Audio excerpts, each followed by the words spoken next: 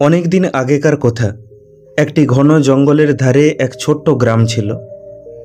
গ্রামের সব মানুষ খুবই খুশি ও শান্তিপূর্ণ জীবন কাটাচ্ছিল।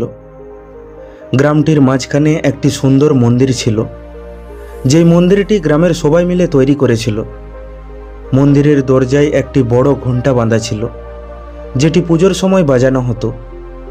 একদিন এক রাতে একটি চোর চুরি করার জন্য মন্দিরে গেল, আর মন্দিরের ঘণ্টাটি চুরি করে পালিয়ে গেল।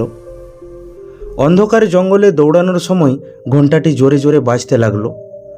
ঘণ্টার আওয়াজ শুনে সেখানে থাকা এক বাঘ তার পিছু করতে লাগলো।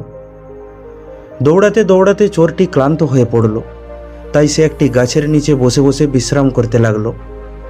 ঠিক তখনই সেই বাঘটি সেখানে চলে এলো এবং তার উপর ঝাঁপিয়ে পড়ল, যার ফলে চোরটি তখনই মারা গেল, আর ঘণ্টাটি তার হাত থেকে মাটিতে পড়ে গেল।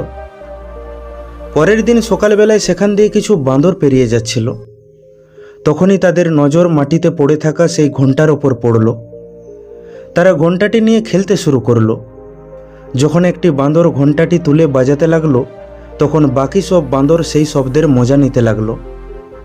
এরপর বাঁদরগুলি রোজ রাতে ঘণ্টা বাজাতে শুরু করলো। তারা এত জোরে জোরে ঘণ্টাটি বাজাতো যে ঘণ্টার আওয়াজে সারা জঙ্গল কেঁপে উঠত।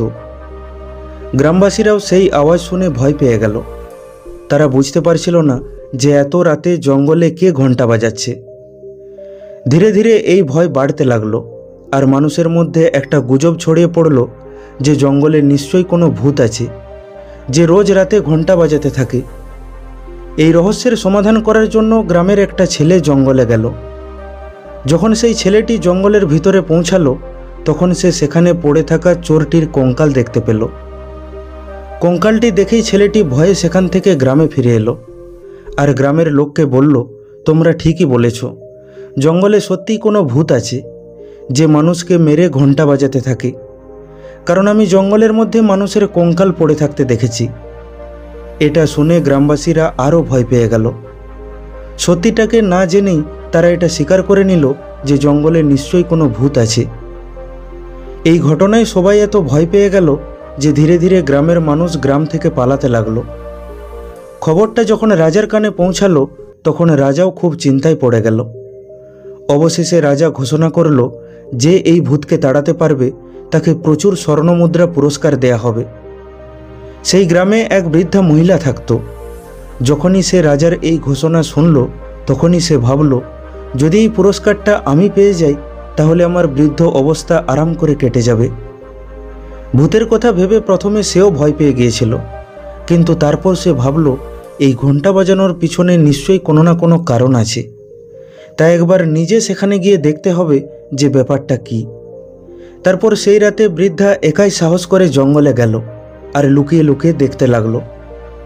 কিছুক্ষণ পর সে দেখল একদল বাঁদর ঘণ্টা বাজাচ্ছে আর ঘণ্টাটি নিয়ে খেলা করছে। এটা দেখে বৃদ্ধা সমস্ত ব্যাপারটা বুঝতে পারল। সমস্ত সত্যিটা তার চোখের সামনে চলে এলো। তাই সে এক প্ল্যানিং করল। পরের দিন সকালে সে রাজার কাছে গেল, আর রাজাকে বলল, হে মহারাজ, আমি ভূতকে তাড়াতে পারবো, কিন্তু তার জন্য আমাকে একটি যজ্ঞ করতে হবে, যার জন্য কিছু অর্থের প্রয়োজন পড়বে। রাজা সঙ্গে সঙ্গে রাজি হয়ে গেল এবং বৃদ্ধাকে কিছু অর্থ দিয়ে দিল।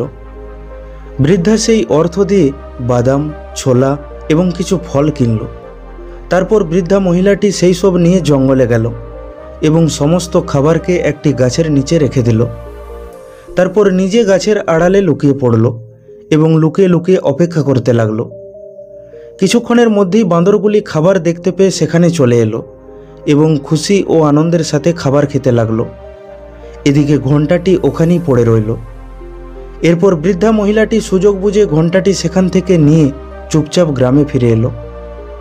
তারপর বৃদ্ধা মহিলাটি রাজার কাছে গেল আর ঘণ্টাটি রাজাকে দিয়ে বলল, হে মহারাজ, এখন আর জঙ্গলে কোনো ভূত নেই, এখন আর গ্রামবাসীর ভয় পাওয়ার কোনো প্রয়োজন নেই। রাজা ঘণ্টাটি দেখেই চিনতে পারল যে এটা সেই ঘণ্টা যেটা কিছুদিন আগে মন্দির থেকে চুরি হয়ে গিয়েছিল। রাজা বুড়ি মেয়েটির বুদ্ধি আর সাহস দেখে মুগ্ধ হয়ে গেল। তাই খুশি হয়ে রাজা সেই বৃদ্ধাকে পুরস্কার স্বরূপ প্রচুর স্বর্ণমুদ্রা উপহার দিল। সেদিনের পর থেকে আর কখনো জঙ্গলে ঘণ্টার আওয়াজ শোনা যায়নি, তাই গ্রামবাসীরা পুনরায় খুশি ও শান্তির সাথে থাকতে শুরু করলো।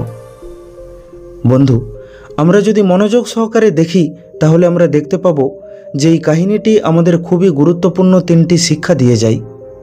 প্রথম শিক্ষা, না জেনে শুনে কোনো গুজবে কান দিবেন না। গ্রামবাসীরা সত্যিটাকে না জেনে শুনে ছেলেটির কথাগুলিকে বিশ্বাস করে নিয়েছিল আর ভয়ের কারণে নিজের গ্রাম থেকে পালিয়ে যাচ্ছিল। আমরা অনেকবার আমাদের জীবনে কোনো রকম খোঁজখবর না নিয়ে বিভিন্ন গুজবে বিশ্বাস করে নিই, যার ফলে আমরা অহেতুক কিছু ভয় আর চিন্তাকে আমাদের জীবনে নিমন্ত্রণ করে ফেলি। সেই জন্য যে কোনো কিছুর সত্যিটাকে খুঁজে তবেই সেটাতে বিশ্বাস করা উচিত। দ্বিতীয় শিক্ষা, বুদ্ধি ও সাহসের সাথে যে কোনো সমস্যার সমাধান খোঁজা সম্ভব। যখন গ্রামের সবাই ভয়ে পালিয়ে যাচ্ছিল তখন সেই বৃদ্ধা মহিলাটি হিম্মত দেখিয়ে একাই জঙ্গলে গিয়েছিল আর নিজের বুদ্ধি দিয়ে আসল কারণটি খোঁজার চেষ্টা করেছিল এবং সেই সমস্যার সমাধান বের করেছিল।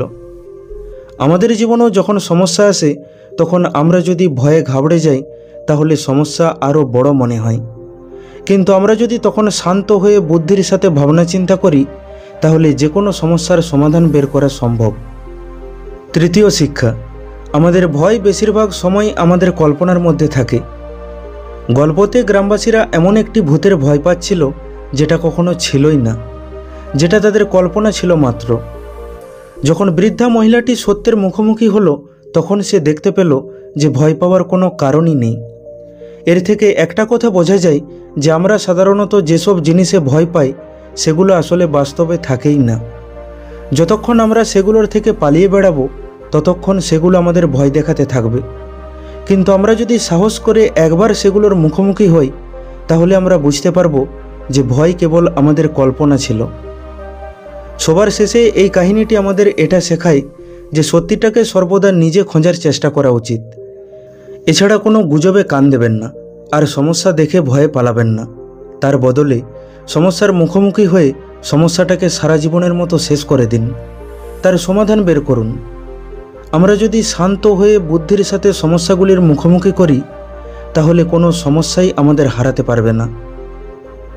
বন্ধু, আশা করি ভিডিওটি থেকে আপনি কিছু শিখতে পারলেন। ভিডিওটি কেমন লাগলো কমেন্ট করে অবশ্যই জানান।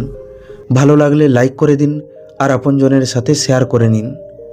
প্রতিনিয়ত এই রকম শিক্ষামূলক ভিডিও পেতে এখনই আমাদের ইউটিউব চ্যানেলটিকে সাবস্ক্রাইব করে নিন। খুব তাড়াতাড়ি ফিরে আসব অন্য একটি শিক্ষামূলক ভিডিও নিয়ে। ভালো থাকবেন। ধন্যবাদ।